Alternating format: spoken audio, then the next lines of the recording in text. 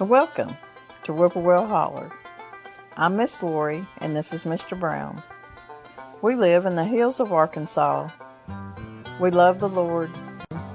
We love to cook. And we love to eat. We love to garden. We live a sustainable life. And every once in a while, we like to dance. So welcome back to my kitchen. I'm fixing to try a new recipe and I thought I'd just bring y'all along with me. It's a new recipe for egg custard pie. And we're just going to start out with our everyday crust. I've got 3 cups of flour and this is going to make 2 pie crust. And I got a teaspoon of salt. We're just going to mix that up just a little bit. A lot of times if I don't need 2 pie crust, I'll just wrap one up and put it in the freezer. Use later. I've got a half a cup of cold shortening. And I've got a half a cup of cold butter. And I'm just going to take my pastry blender and we're just going to cut that up, get it blended up good. Then we're going to add a good, probably half a cup of cold water.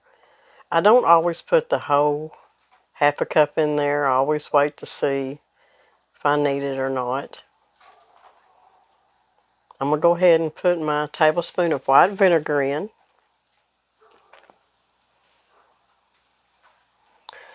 The 3 cups, like I said, makes 2 pie crusts. But if you're going to make pie crusts, you might as well at least make 2 and then put one up in the freezer for later. That's the way I see it.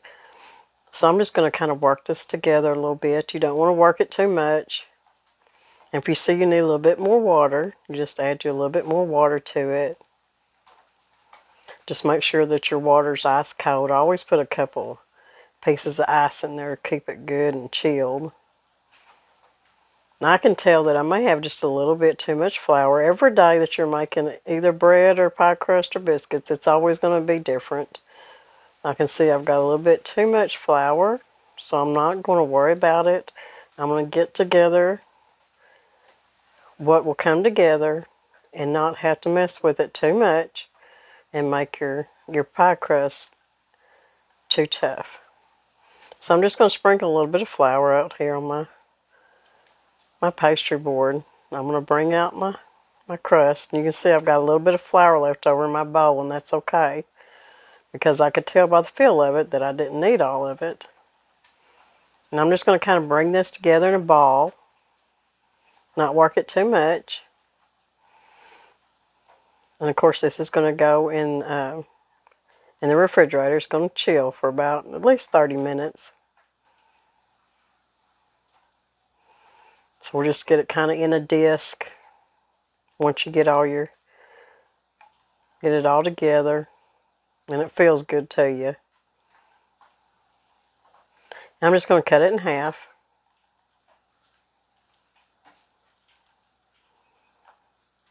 And y'all know I've talked about I always keep a pie crust in the freezer, whether if it's homemade or if it's store-bought.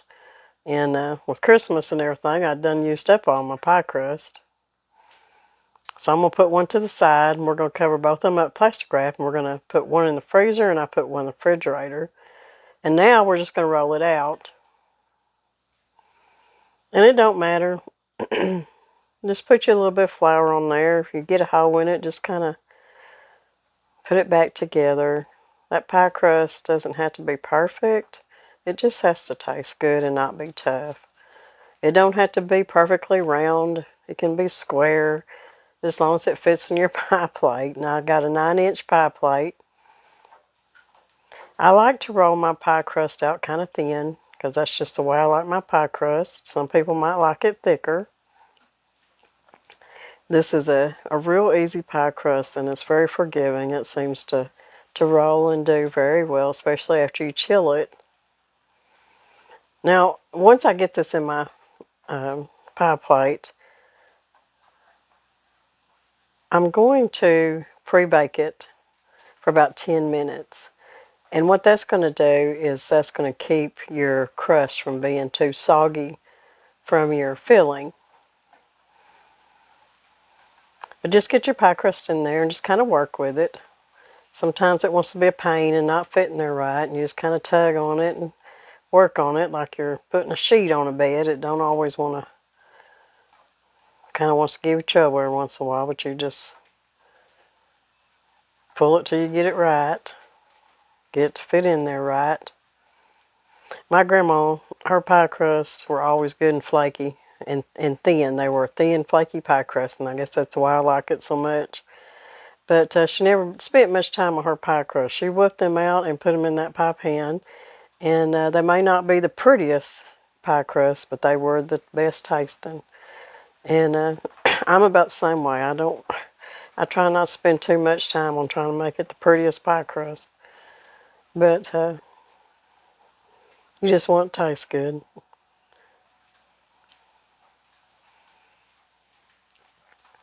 Now I'm going to cut off the edges a little bit.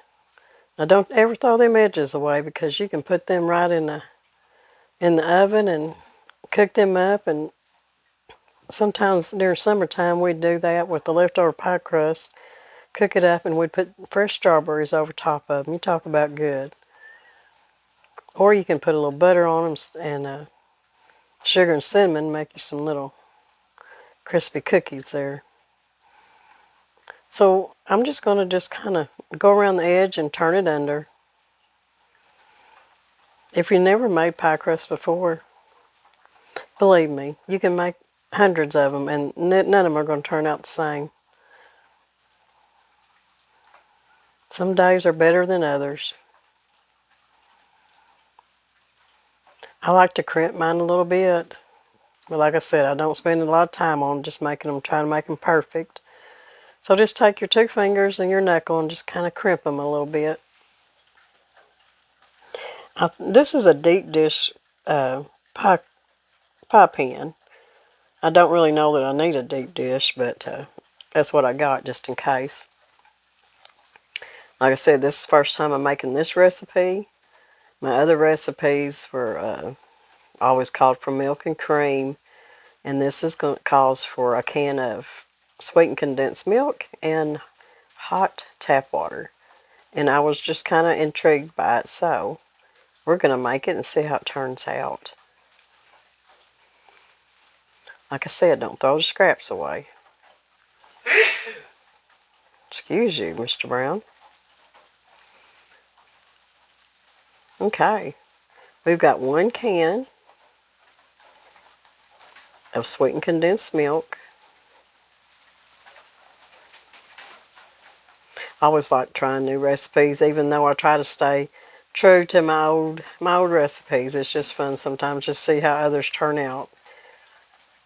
I have a feeling this is going to be really good, because this is kind of the recipe of when I make my ice cream, custard ice cream. Now I've got a cup of hot tap water. Now you don't want boiling water. You don't want to put your cup of water on the stove and get it boiling. Just get it out of your tap. You know, however hot your tap water gets. And I've got 4 beaten eggs that I'm putting in there. You can see we're not going to be putting any sugar because we've used the sweetened condensed milk. So this is going to come together really fast.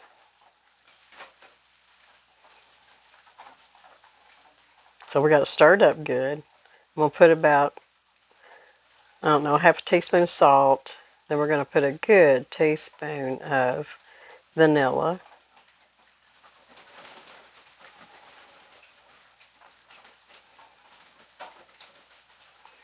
And like I said, you par bake your crust about 10 minutes in a 400-degree oven, and just let it par bake just a little bit to get it. And I even sometimes will put a little bit of egg white on the bottom, and that helps seal that crust up where it don't get soggy. So we're going to put our filling in here. And that's all there was to that filling. That's it. It's about that fast. I just really know this is going to taste good. To me, it'd be kind of like custard ice cream or something.